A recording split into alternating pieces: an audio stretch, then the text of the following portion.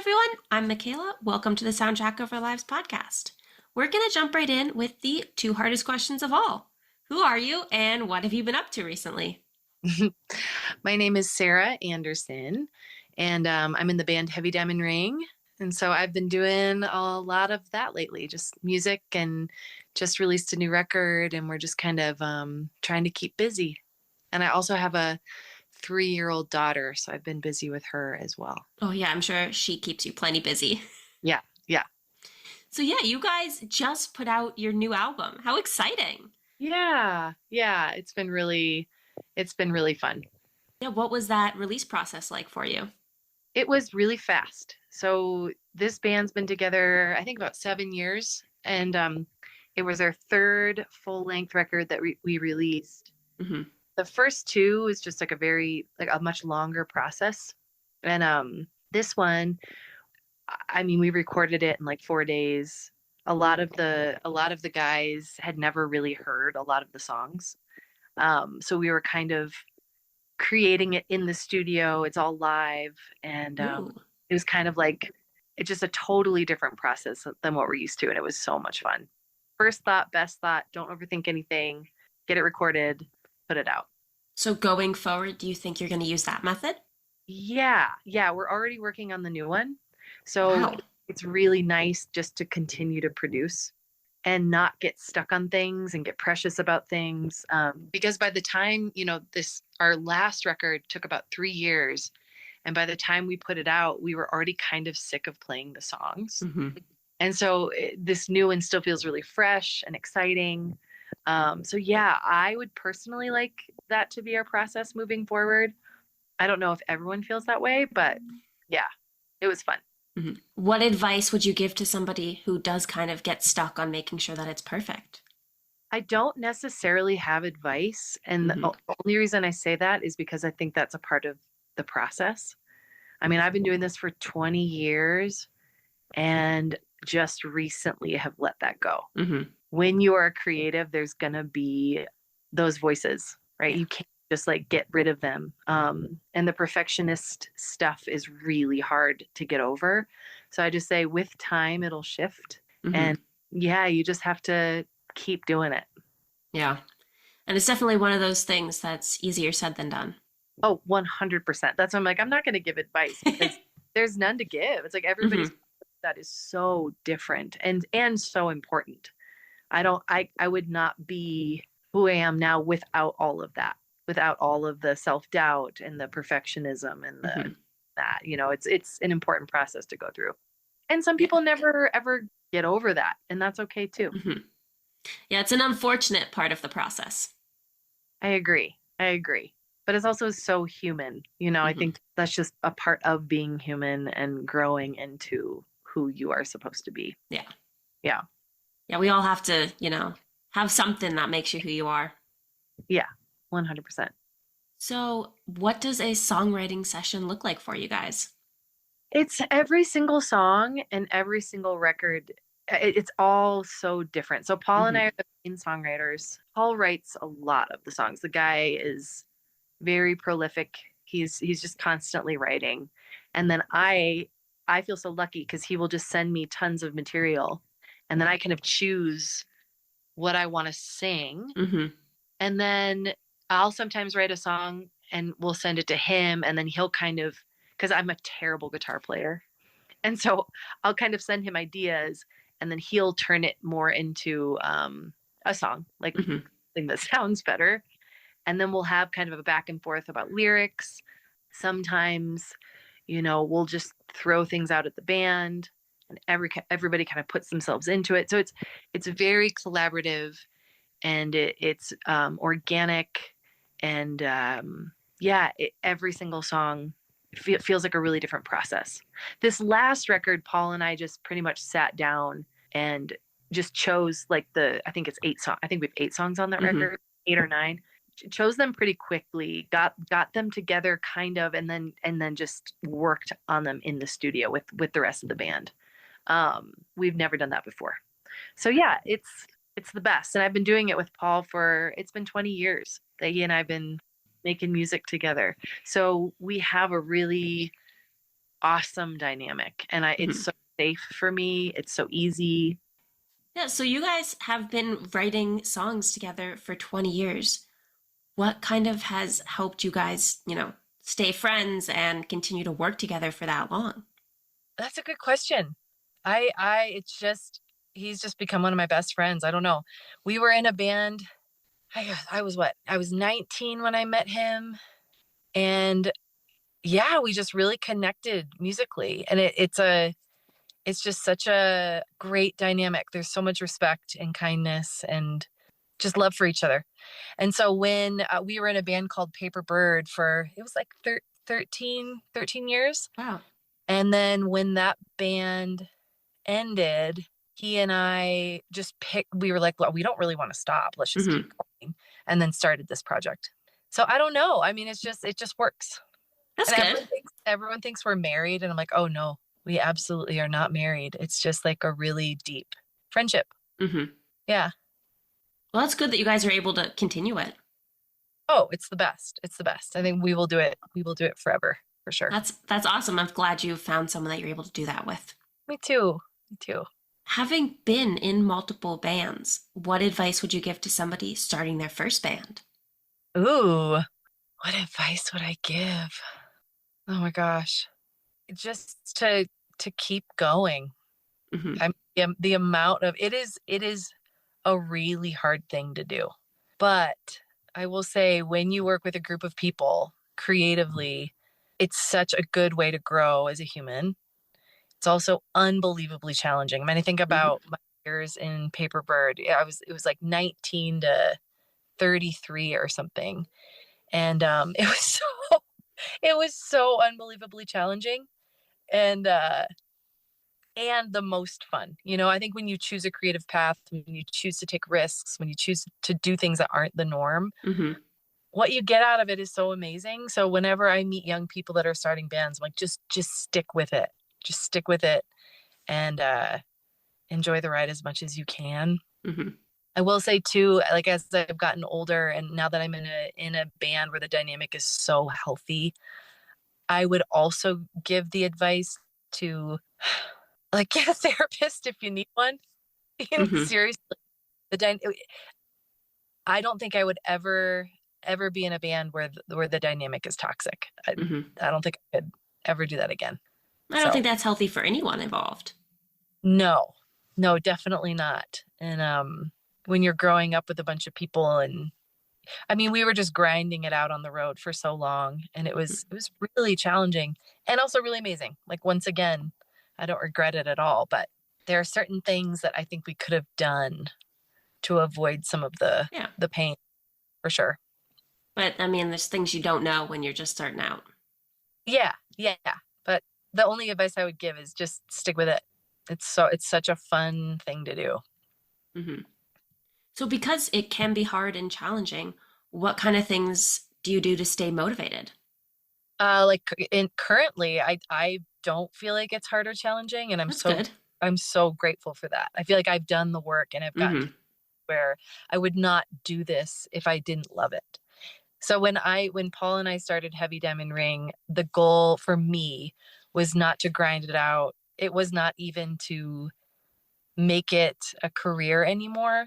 I just really wanted music to still be a huge part of my life. Hmm.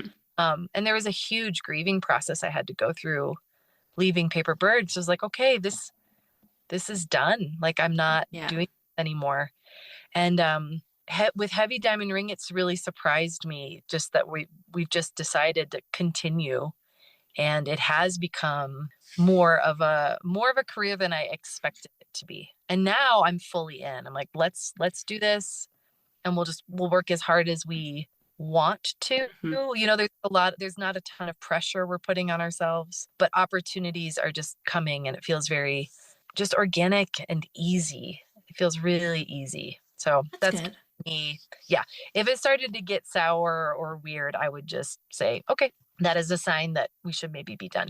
Hmm. Yeah. Yeah. Well, I'm glad that it's no longer hard or challenging for you. Yeah. It's great. Like the hard challenging stuff shows up elsewhere, Hmm. and this band is what gives me it just so much joy and relief, and I love my bandmates so much. They are four of the best humans on the planet. That's awesome. Yeah, they're so great. Have you met any of them? I don't think so, no. Someday. Someday, yeah, for sure. Yeah. I'm proud. I'm proud to be bandmates with them. Yeah, they're just such good people. That's awesome. Yeah. So, when you're struggling for inspiration in your music, what kind of things do you look to? My kid, just being in nature. I live up in the mountains and I get a lot out of just being outside, quiet. Yeah, just trying to just slow down. I'm Hmm. a very fast moving, busy person. And so to find time to be introspective and creative can be challenging. And it's something I've been really working on. But I'll all of a sudden just get these creative hits. I'm like, oh, I feel that energy. Like, let's start working with it. Hmm. Um, where Paul, it's like he's just there all the time. It's really inspiring to me. I have to kind of wait for that to hit me a little Hmm. bit. Yeah. Yeah, that's okay. It's different for everyone. Yeah. Yeah. And I've grown to like the process for sure, but I definitely need to carve out the time for sure. Hmm. And I bet that's it's always hard to carve out the time for the things you need to do. Yeah. Yes, it is. So one of those things is like it should be easy to carve out the time, but it's really not. Nope. Nope. Especially with a kid now. Like, Mm. wow. It's just yeah, it's a really different thing, but that's okay. Does she like your music? She loves it. Yeah. The other day, she came to a show and she was sitting in a tree with my husband and he looks down at her and she's just weeping. And Oh. is while we were playing. And she said, "It's okay. These are happy tears." Which is so cute. So yeah, I think she feels really connected to the music just because she's been a huge part of it. Mhm. That's Yeah. awesome. Yeah. It's really sweet. So for somebody who hasn't seen you guys live, what could they expect? Oh, it's such a fun live show. Like a lot of the feedback we get is just like our dynamic. The dynamic that the five of us have on stage is really special. And every show there's different energy happening between the five of us, but it's just really fun and uplifting and heartfelt and funny and it yeah. I think that's where the magic is in this band is the live show. Hmm. Yeah. Do you have any favorite venues or shows that you've played? Yeah. There have been so many. One of this most recent, we did a record premiere show. We played all of the songs from the new record Hmm. before we released it, and it was at Globe Hall in Denver. I love that venue so much. I love going to shows there. Have you been there? I have not. Oh, you have to go. Do you live in Denver? I live out in Boston. Oh, I didn't realize that. I didn't realize that. If you ever come to Denver, Hmm. you gotta go. It's just such a good room. It's small, the sound is amazing, and it's always just a really good vibe. That's awesome. I love that Yeah. you have a venue that you love.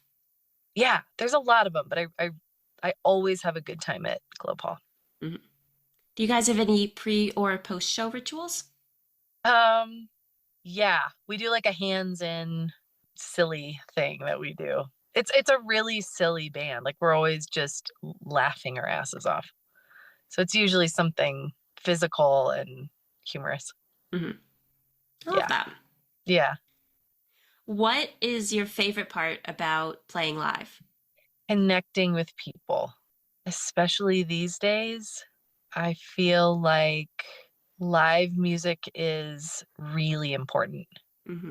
with how isolated a lot of people feel and just how plugged in we are. There's so much disconnection these days. And when people gather to have an experience together, there's just nothing more important than that to me. So that's my favorite part for sure. Just Hmm. feeling the music, feeling the people, having an experience. It's the best. And I just feel like it's what I'm supposed to do. It just comes natural and it feels so right. Hmm. Yeah, there's nothing quite like a live show. No, there's not. And the more the AI is becoming a thing, like, well, yeah, I just think people are going to be leaning into that a lot more. And during COVID, people stopped going to shows, of Hmm. course. I mean, For safety, yeah. but for sure. But even post, I feel like a lot of musicians have been feeling like it's still not bad. Like things still aren't the way they used to be. Mm-hmm. And I see that shifting. I'm kind of waiting for that to shift. We'll see. We'll see. But yeah, I mean there's nothing better than going to a live show. I just went to Gregory Alan Isakov at Red Rocks. Mm-hmm. Ooh. I just wept the whole time. Wow. And then just looking around, like there are 10,000 people. We're all sharing this experience. Mm-hmm. Yeah. I've always wanted to go to Red Rocks. Oh, you got to. It's amazing. It's amazing. I'll see you guys play there. Yeah. Do you have any dream venues or places you've always wanted to play? I mean that one, and my old band played there, and there's nothing like it. I would love to see Heavy Diamond Ring play there. I think that's on the top of every musician's Mm-hmm. list. Red Rocks. Um, I I want this band to tour a lot more. You know, there are so many venues that I'd love to return to. I'm terrible with names, so I'm not going to say any of them. But yeah, I mean, of course, Red Rocks is top of the list. Especially being from that area too. Yeah, I mean, it's right down the road from where I live. Oh, that's awesome. Yeah, it's great. We don't have that many. I mean, we have like stadiums, but nothing like special out here, you know? Right, right. Yeah, Colorado. Have you been out to Colorado before? I have not, no. Oh, you gotta come. Yeah, I do. Oh, you're gonna love it. Everybody loves it. That's why so many people moved here during COVID, actually. Mm-hmm. It kind of exploded, but there's a reason why. It's a great state. Yeah. For somebody visiting Colorado, what would you recommend? Get into the mountains.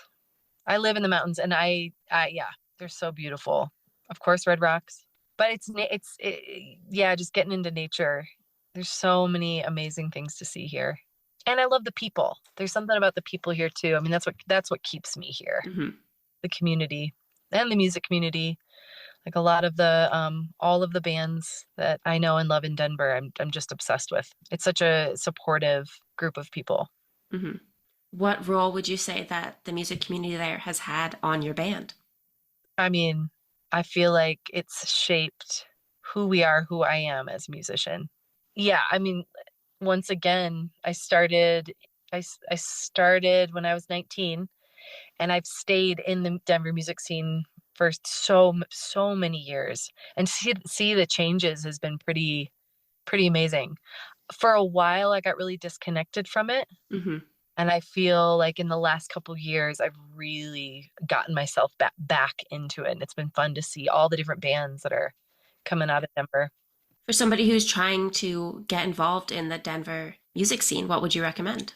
I mean, you just have to dive in, play all the venues, start meeting people. It's a networking thing, and starting to get to know folks. Mm-hmm. Luckily, it's just I've been doing it for so long. I haven't really. It's probably a challenging thing to do, but you just do it, just like anything. Mm-hmm. Yeah, it's one of those things you just know it when you're there, you know? Yeah, yeah. But man, there's so many talented people.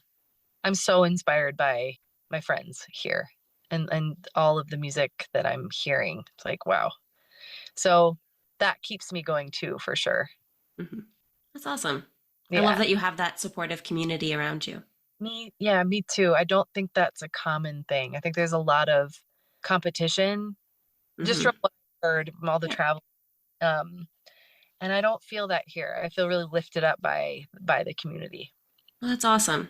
Yeah. I feel like that's got to be hard though sometimes, seeing your friends do really well, being like, oh, I wish I could be doing that well, but I also feel good for like, you know. Yeah. It's also, I mean, I'm like such a destiny person. It's like Mm-hmm. whatever's in your highest good is gonna be, yeah, whatever's meant to be will be. Yeah. So I try not to focus on the comparison or the jealousy or Mm-hmm. what. It feels way better to just support and lift up. Yeah. Yeah. I wish more people thought like that.